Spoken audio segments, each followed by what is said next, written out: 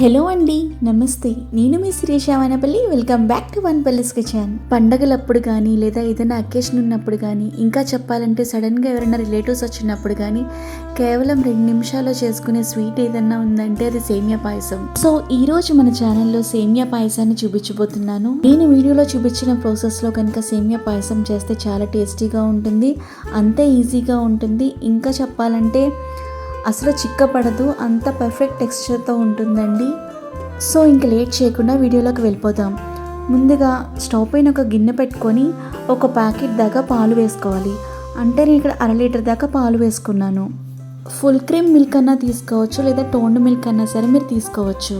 పాలు వేసుకున్న తర్వాత 1/2 గ్లాస్ దాకా వాటర్ వేసుకొని స్టవ్ ఆన్ చేసుకోవాలి. ఈ పాలు మరిగేలోపు స్టవ్ పైన ప్యాన్ పెట్టుకొని 1.5 గ్లాసున్నర దాకా సేమియాలు వేసుకోవాలి. ఇక్కడ నేను చిన్న టీ గ్లాస్ని తీసుకొని దాంతో కొలుచుకొని వేసుకున్నానండి. స్టవ్ని లో ఫ్లేమ్లోకి పెట్టుకొని గరిటతో కలుపుకుంటూ ఈ సేమియాలను ఇలా ఫ్రై చేసుకోవాలండి. ఇప్పుడు దీంట్లోకి 2 స్పూన్ల దాకా నెయ్యిని వేసుకొని బాగా కలుపుకుంటూ ఫ్రై చేసుకోవాలి. ఈ సేమియాల్ని ఇలా కొంచెం గోల్డెన్ బ్రౌన్ కలర్ వచ్చేంత వరకు ఫ్రై చేసుకొని స్టవ్ ఆఫ్ చేసుకొని పక్కన పెట్టుకోవాలి. పాలు ఒక 2 పొంగులు రాగానే స్టవ్ని బాగా లో ఫ్లేమ్లోకి పెట్టుకొని మనం ఫ్రై చేసుకున్న సేమియాలన్నీ కొంచెం కొంచెంగా ఇందులోకి వేసుకోవాలి. సేమియాలు వేసేటప్పుడు పాలు మాత్రం బాగా లో ఫ్లేమ్లో పెట్టుకోవాలి. ఎందుకు చెప్తున్నానంటే ఇవి వేసేటప్పుడు పాలు బాగా పొంగిపోతాయి కాబట్టి లో ఫ్లేమ్లో పెట్టుకుంటే పొంగకుండా ఉంటాయి.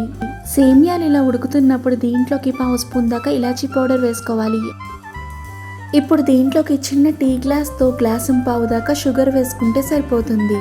షుగర్ వేసుకున్న తర్వాత ఈ సేమియాతో పాటు ఈ షుగర్ అంతా బాగా కలిసేలా గరిటెతో కలుపుకోవాలి.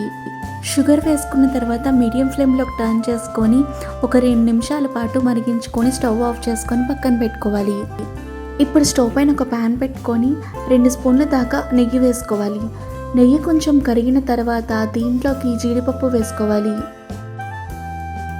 జీడిపప్పుని ఇలా మంచిగా ఫ్రై చేసుకున్న తర్వాత దీంట్లోకి కిస్మిస్ వేసుకోవాలి. కిస్మిస్ వేసుకున్న వెంటనే స్టవ్ ఆఫ్ చేసుకోండి, ఎందుకంటే కిస్మిస్ త్వరగా మాడిపోతుంది కాబట్టి. ఇప్పుడు దీంట్లోకి 4-5 బాదం పప్పుల్ని చిన్నగా తురిమి దాన్ని కూడా ఇందులోకి వేసుకొని బాగా కలుపుకోవాలి.